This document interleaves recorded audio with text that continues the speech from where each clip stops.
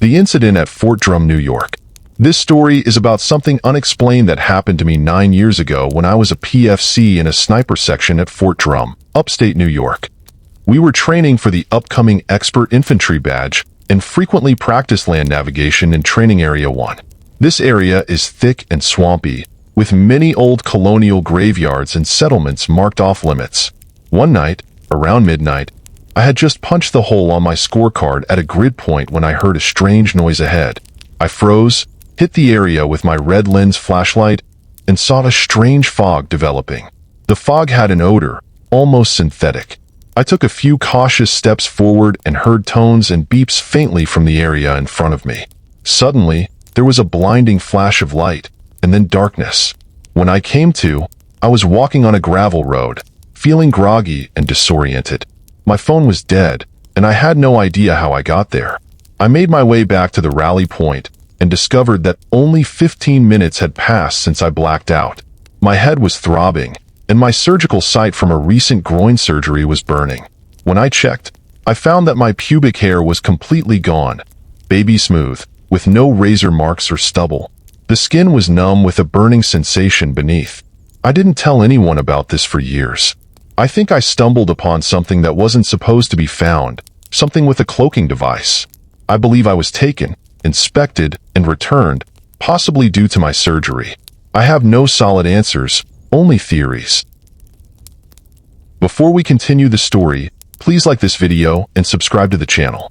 Don't forget to hit the bell icon to get notified about my future videos. Now, let's continue the story. OP Manos, Afghanistan. In December 2016, our platoon was on patrol in Afghanistan.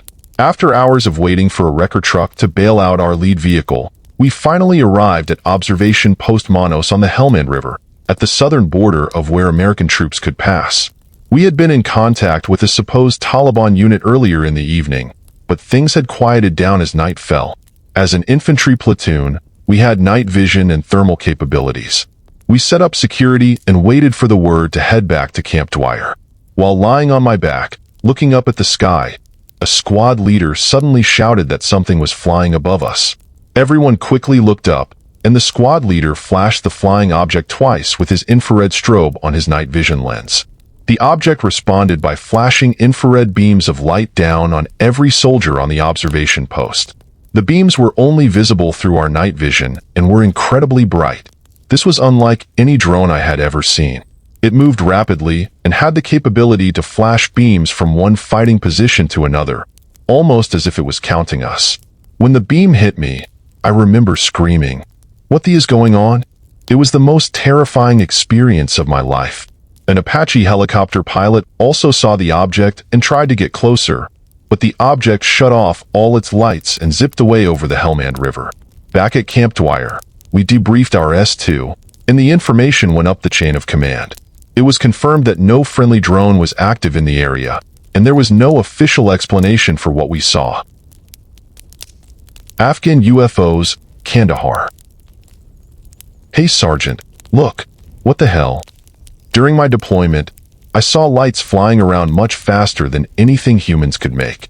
I probably saw them 2 or 3 times while in Afghanistan. My platoon even had a video of it once, but I've been unable to find it since 2012. The lights were similar to the ones seen in the F-18 FLIR videos. It was usually nighttime, and the lights were often seen through night vision goggles, hovering over the mountaintops near Kandahar. They would hover slowly over the ridge line, crisscrossing, speeding up, and abruptly stopping, defying all known physics. I remember standing on patrol, watching them, and even called it into our company. They didn't see it, but we watched for a few more minutes before the lights shot straight up into the sky. Afterward, we just continued our patrol as if nothing had happened.